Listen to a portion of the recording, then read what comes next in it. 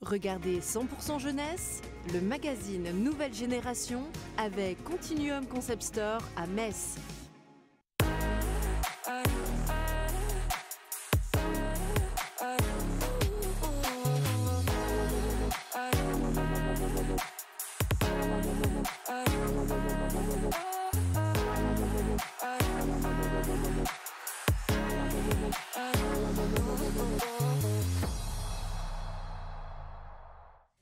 Salut à vous et bienvenue dans 100% Jeunesse, le magazine Nouvelle Génération. Je suis extrêmement ravi de vous retrouver. Voici sans plus tarder le programme de ces 26 prochaines minutes. L'écologie est un des nombreux combats portés par la jeunesse. Du haut de ses 14 ans, Julie inspire les valeurs de la jeune militante Greta Thunberg, notre Greta à nous, elle est mosellane, et on fera sa connaissance avec elle dès le début de cette émission. En France, ils sont 700 000 à vivre avec un trouble autistique. À 22 ans, Titouan a dû mener un combat pour espérer décrocher un job, des refus à répétition, mais aujourd'hui il en a un et il témoigne avec sa maman Ninon sur ce plateau. Et puis dans notre esprit d'artiste, rencontre avec Juliana, jeune chanteuse déjà bien habituée aux scènes. Elle en a d'ailleurs partagé une avec un artiste passionné, il s'appelle Claudio Capeo. Son style à elle, c'est le pop et le rock. À 13 ans, Juliana a déjà sorti son premier single, Mon Histoire, et ça donne ça.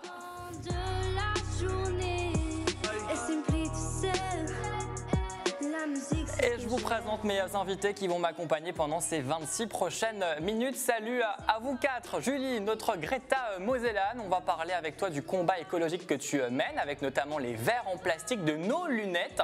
Titouan, avec ta maman Ninon, vous allez nous livrer un témoignage sur l'autisme, et Juliana avec sa passion du chant depuis ses 4 ans, avec un live en fin d'émission. J'espère que vous avez suivi l'actualité, car c'est l'heure de l'actu pressé condensé en 3 titres. C'est parti.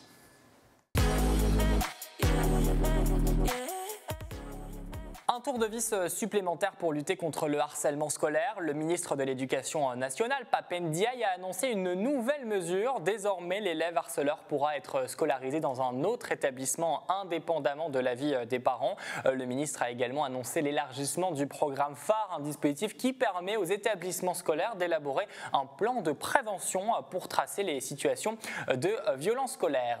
Une loi sur le ticket restaurant étudiant a été adoptée. Son but est de créer une offre de restauration à tarif modéré au bénéfice de tous les étudiants qui n'ont pas accès à une structure de restaurant universitaire. Il serait entre 200 et 500 000 étudiants en France. Une loi qui portera le nom de Lévi Ingré, sénateur centriste des Vosges, qui a fait cette proposition. Une loi qui entrera en vigueur à la rentrée 2023. Les étudiants en insécurité dans leur établissement universitaire, un tiers d'entre victimes de viol ne reçoit pas de soutien psychologique et juridique selon le baromètre de l'Observatoire étudiant des violences sexuelles et sexistes. Au lieu d'aider les victimes de viol, près de la moitié des établissements a conditionné le déclenchement d'une enquête interne à un dépôt de plainte. Notez que depuis 2020, des cellules de veille et d'écoute sont obligatoires sur les lieux d'études. À présent, place à l'actu pure.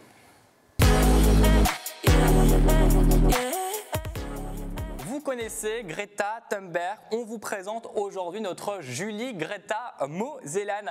Julie, c'est elle qui t'a véhiculé justement cet engagement pour l'écologie? C'est ça, c'est vraiment elle qui m'a fait découvrir le combat et c'est grâce à elle que j'ai commencé. Quand on se dit militante pour l'écologie, c'est quoi ses valeurs? Eh ben, on est là pour défenser notre cause et vraiment on veut faire notre mieux pour protéger la planète. Est-ce que tes parents avaient déjà cet engagement écologique ou c'est toi, tu t'as découvert ça peut-être au collège? Alors c'est vraiment moi qui ai ramené un quotidien zéro déchet à la maison, mais mes parents étaient déjà écolos. On parle beaucoup de zéro déchet aujourd'hui, mais est-ce que c'est possible réellement de consommer en zéro déchet? C'est vrai que c'est compliqué, personne n'est parfait et vraiment l'objectif c'est de faire de son mieux. Est-ce que nous, à notre échelle, on peut essayer de faire changer, de faire bousculer les choses et si oui, comment on peut faire? C'est la question que beaucoup de personnes se posent à mon avis. Bien sûr, on peut mettre quelques petits trucs en place. Par exemple, on peut mettre en place les savons solides, tout ce qui est réutilisable, comme par exemple les essuie-tout, les mouchoirs. Il y a plein de petits gestes qu'on peut mettre en place chez nous. Ninon, est-ce que vous, chez vous, avec Titouan, vous mettez justement en place des principes, peut-être des mesures pour faire ce zéro déchet? Zéro déchet, non, mais on fait ce qu'on peut. Titouan? On trie. Je fais bien Je trouve bien des solutions pour éviter le gaspillage et Comment ça, justement, le gaspillage? agir de manière écologique, avec la poubelle jaune et les déchets. C'est important le recyclage et de bien différencier la poubelle et la poubelle jaune. Et toi, Juliana, est-ce que tu fais du zéro déchet chez toi avec tes parents? Pas du zéro déchet, c'est très très compliqué comme elle le dit, mais on essaie quand même de faire attention avec les poubelles, etc. Et c'est important. Tu dis justement, Julie, tu veux en tout cas un avenir sûr. Comment vois-tu justement cet avenir? Parce que moi, quand on voit les chiffres des rapports des scientifiques, c'est un petit peu alarmant et on se dit, est-ce qu'on est sûr d'avoir un avenir? Comment toi tu le vois, ton avenir? C'est vrai que pour l'instant, ça paraît compliqué vu les derniers chiffres, mais bon, si tout le monde s'y met et qu'on arrive à convaincre les entreprises et les présidents, je pense qu'on arrivera à vraiment avoir un bon avenir. L'éducation nationale souhaite justement renforcer l'enseignement du développement durable à l'école et lui donner un aspect plus positif. C'est une bonne école pour devenir un citoyen engagé de demain, selon toi, Julie? Je pense que si déjà on arrive à sensibiliser quelques personnes grâce à ça, je pense que c'est toujours ça de prix. Est-ce que vous avez déjà participé à des mobilisations ou des marches pour le climat Titouan, Ninon? Jamais. Jamais. Juliana? Non. Pas du tout. Toi, Julie, tu as déjà participé à des... Non, jamais.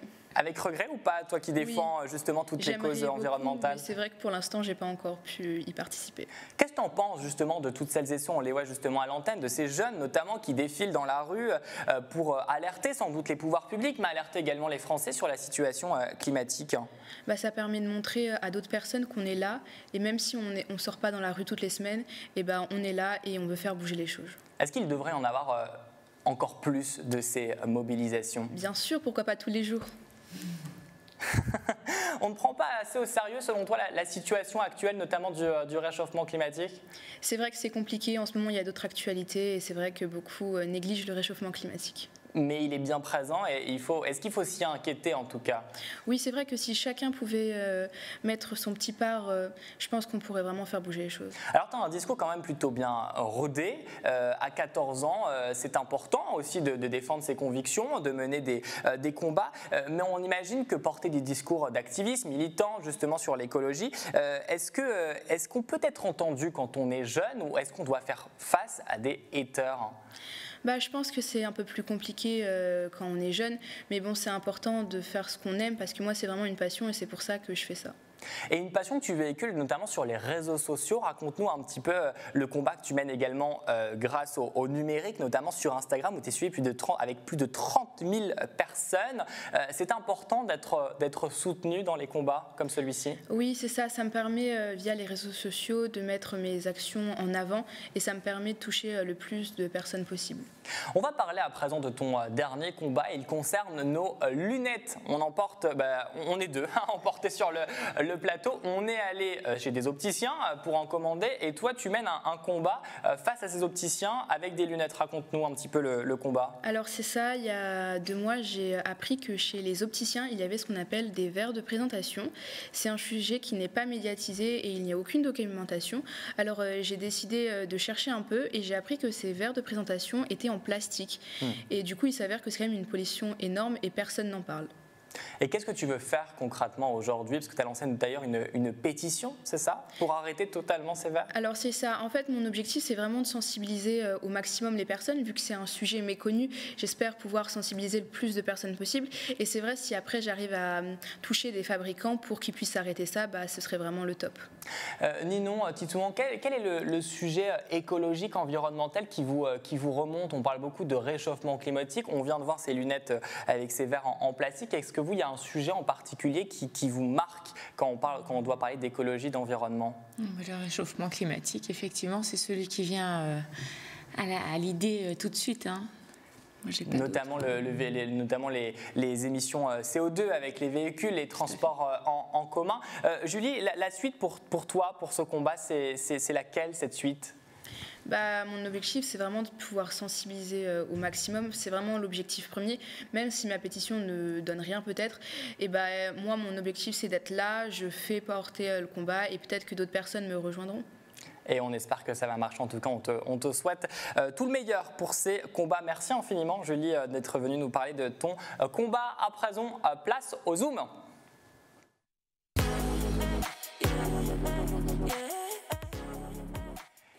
Titouan va nous livrer un témoignage poignant. C'est un parcours de vie et surtout, vous allez voir que son message est un vrai message de courage pour toutes celles et ceux qui font face à des parcours difficiles.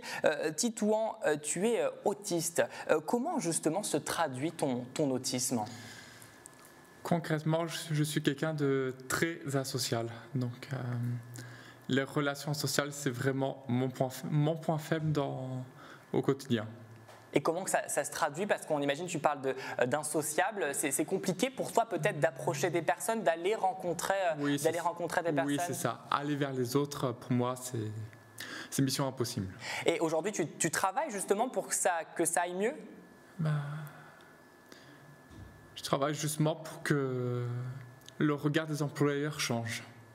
Et oui, on va parler justement de ces employeurs parce que tu en as rencontré énormément, parce que tu as recherché un job, comme beaucoup de jeunes qui veulent se lancer dans le monde professionnel. Ninon, c'est en 2004 que Titouan a été diagnostiqué. Oui. Quels ont été les signes qui vous ont alerté et qui doivent alerter tous ces parents? Alors, les premiers signes sont apparus assez tôt, vers 14 mois. On n'arrivait pas à croiser le regard de Titouan.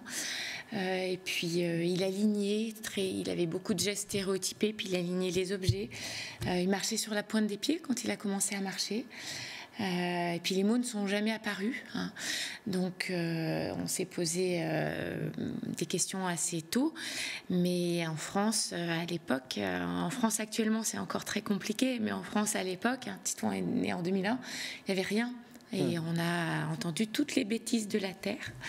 À ce moment-là, j'ai 2 autres enfants un peu plus âgés. On m'a dit, vous ne l'avez pas aimé comme vos autres fils. Des choses de ce genre. L'école lui fera du bien, vous êtes trop laxiste, etc. Et en fait, on a eu un diagnostic d'autisme. Donc, il avait un premier diagnostic de dysharmonie psychotique infantile. Effectivement, il avait 4 ans. C'est un truc qui existe qu'en France, qui n'existe pas à l'étranger.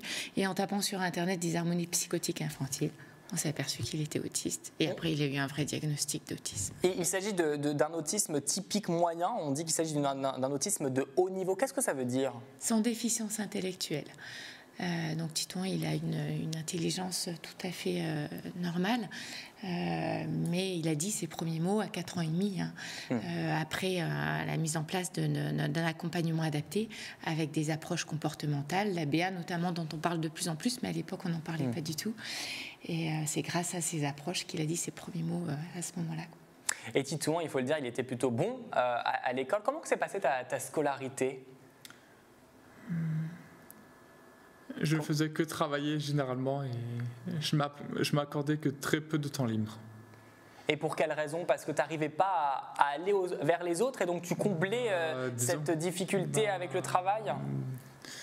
Disons que j'avais la peur de l'échec. Et donc tu voulais réussir et il fallait travailler énormément. Parce que pour moi, le diplôme, c'est la clé à de nombreuses portes pour l'avenir. Et on va parler justement de cet avenir dans un instant. Mais alors, lors de récréation, qu'est-ce que tu faisais, toi, Titouan? Je restais seul la majorité du temps. C'était compliqué pour toi quand on imagine on a 10 ans, qu'on se retrouve dans la cour de récréation tout seul, sans amis? Oui. Tu n'arrivais pas à te faire de tes amis, des amis? C'est ça.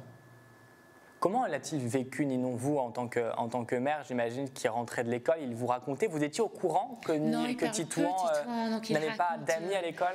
Il raconte très peu, mais ça a été un peu mon combat pendant toutes ces années. Et puis, je vais le redire, tant pis, mais c'est vrai que... En France, l'accompagnement des personnes autistes n'est pas adapté.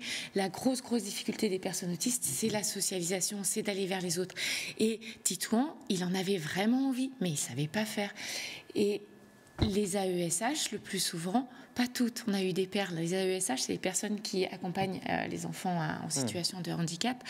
Les récréations, elles les passaient le plus souvent à faire autre chose. Alors que pour les personnes autistes, c'est la récréation qui est le moment le plus compliqué.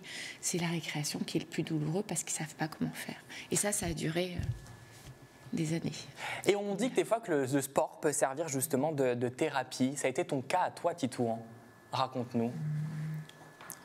Tu étais un sportif? Oui, enfin je suis toujours un sportif. Tu fais quoi? De la course? De la course à pied, mais je fais principalement du tennis. Et pour toi, le sport, ça te permet de te libérer, de te recentrer, non? Oui, Sur c'est toi. ça.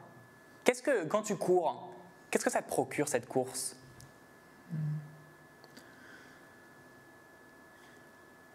Un moyen de soulagement, d'ouverture? Est-ce que tu pratiques aussi du tennis? Oui, c'est Pourquoi ça. le tennis? Pourquoi avoir voulu pratiquer le tennis? J'ai toujours pratiqué ça depuis que j'ai 6 ou 7 ans Et tu comptes continuer? et je compte continuer, oui. Et pourquoi justement, Ninon, vous avez vous aussi voulu vous rapprocher sans doute de votre fils avec le sport? Pourquoi cette volonté? C'était un moyen Mais pour je vous? courais avant qu'il se mette à courir, lui. Titouan, il court depuis 3 ans, je crois, quelque chose comme ça. Hein. Très bon niveau quand même. Vous avez quand même couru un marathon et le marathon de Paris il y a l'année dernière pour Titouan, donc très bon niveau, il faut le dire. Et puis on enchaîne effectivement les courses. Hein. Demain, on va refaire un 42 km. Mais là, l'objectif, on s'entraîne pourquoi, Titouan? Pourquoi on court là? Quel est l'objectif de notre Tu peux entraînement? leur dire. Je peux leur dire. Ok, On révèle l'information. On fait aussi de l'alpinisme, mais la course à pied, c'est aussi un moyen donc de s'entraîner. Là, on va faire le Mont Blanc au mois de juin par la voie italienne. On a prévu de faire le Chimborazo, qui est l'ascension d'un volcan en Équateur en février. On a fait le Népal en octobre-novembre, donc un trail de 16 étapes de presque 300 km qui nous a amené tout en haut. Kalapatar à plus de 5000 mètres d'altitude. Donc c'est vraiment la course, les compétitions du week-end, c'est des moments super sympas, mais c'est le moyen de vous rapprocher faire autre chose et puis de s'aérer l'esprit. Ouais. Titouan, tu as eu une licence pro métier de la gestion et de la comptabilité. Tu as commencé à rechercher du travail comme tout le monde, mais il s'avère que ça a été plus compliqué qu'une personne peut-être sans cet autisme. Raconte-nous, combien de CV as-tu déposé, Titouan? Au moins une 50aine. Et parmi ces 50 CV déposés, quels ont été les retours de ces employeurs? La plupart du temps, ça ne donnait à rien, mais j'ai quand même eu une dizaine d'entretiens. Et comment se sont passés ces entretiens? Personnellement, j'ai perçu comme étant bien, mais par la suite, j'avais une réponse négative ou alors pas de réponse. Et selon toi, qu'est-ce qui pêchait justement pour ces réponses négatives? Soit le manque d'expérience, soit mon autisme, soit les deux. Ninon, vous avez assisté à certains entretiens d'embauche. Quelle a été votre réaction face à l'attitude des DRH pour la plupart? Alors, en fait, j'ai assisté à un entretien parce que c'était par Skype et donc j'étais dans un petit coin caché de la pièce. Et la DRH a passé la demi-heure qui a duré l'entretien à peu près à parler d'elle-même parce qu'en fait, elle cherchait à meubler la discussion. Hein, donc, elle me racontait le nombre de cafés qu'elle buvait. Je pense qu'elle était très gênée des réponses très concises de Titouan. Donc, elle a... là où Mais pourtant, ils étaient au courant de l'autisme de Titouan. C'est noté sur le CV. Hein. Elle a promis, là où j'en veux un peu, c'est vrai qu'elle a promis à la fin de l'entretien de donner une réponse très vite. Elle n'a jamais donné de réponse. Et moi, me faisant passer pour Titouan, avec son adresse mail, j'ai écrit 2-3 fois pour demander pourquoi il n'y avait pas eu de réponse, puisqu'elle avait fait cette promesse-là. Il n'y a eu absolument aucune réponse. La difficulté, c'est que Titouan sortait de ses entretiens plutôt optimiste. Hein, il n'avait pas du tout l'impression que ça s'était mal passé. Moi, je voyais bien que ça n'allait pas. Mais Titouan, les personnes autistes ont cette difficulté à se mettre dans la peau de l'autre. Hein. C'est ce qu'on appelle la théorie de l'esprit. Donc, ils n'arrivent pas à imaginer ce que l'autre pense. Et Titouan n'était pas capable de se dire, bah non, là, il y a eu un souci, quoi. Il a finalement arrivé à trouver un job. Félicitations, Titouan. Il ne faut pas lâcher, c'est le message qu'il faut retenir. Un job au Luxembourg. Et Ninon, vous dites que votre fils est une exception. Pour quelle raison? Autour de nous, on a beaucoup. Moi, je suis formatrice en autisme. Donc maintenant, c'est devenu mon métier, l'autisme. Et je fréquente beaucoup de personnes autistes et de leurs familles. Et sincèrement, c'est la détresse partout. C'est la détresse partout. Les jeunes de l'âge de Titouan, et Titouan a des amis autistes, sont souvent chez eux, après avoir essayé plusieurs études différentes, hein. On pense à certains d'entre eux, et puis ils se retrouvent à faire le CNED dans leur famille parce que ça ne fonctionne pas. Et c'est la majorité, malheureusement. Titouan est aujourd'hui l'exception d'avoir trouvé un travail. Merci beaucoup pour ce témoignage. Merci Titouan pour ces paroles. On sait que ça n'a pas été facile pour venir et pour nous livrer ce témoignage, mais en tout cas on te remercie. On espère justement que ça va pouvoir faire évoluer les choses dans le bon sens. Merci beaucoup Ninon, merci beaucoup Titouan. Avant d'entamer la dernière partie de cette émission, un mot pour vous dire que les inscriptions pour la Reine de la Mirabelle 2023 sont ouvertes. Vous avez entre 18 et 30 ans et vous résidez en région Grand Est et vous souhaitez tout simplement devenir pendant un an une véritable ambassadrice de la ville de Metz et de ses nombreux événements. Rendez-vous sur metz.fr. Les candidatures peuvent être déposées jusqu'au 21 mai. L'élection aura lieu le samedi 19 août à l'esplanade de Metz. Tout de suite, c'est la dernière partie de l'émission, l'esprit d'artiste.